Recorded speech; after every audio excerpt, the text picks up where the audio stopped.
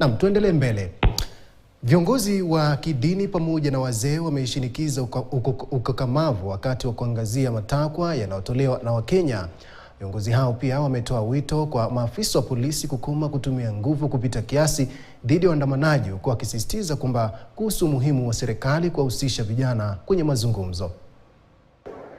We wish to condole first of all with the families that are bereaved at this point in time.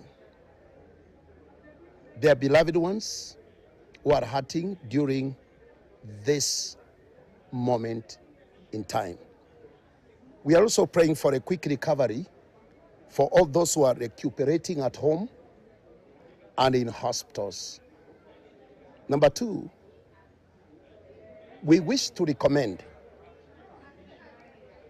the Gen Z, Generation Z, for starting the conversation concerning the Finance Bill 2024 and the challenges that all of us have experienced in the nation.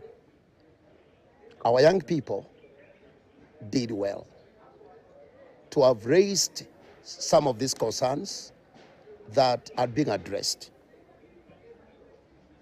We urge the President of Kenya to speed up the process of spearheading engagements towards resolving the issues at hand, as he spoke when addressing our beloved nation.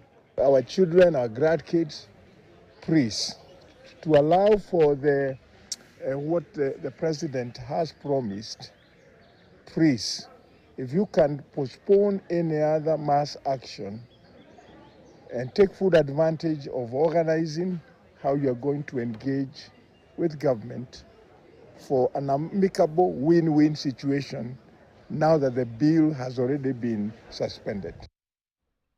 Naam, kwingineko Rais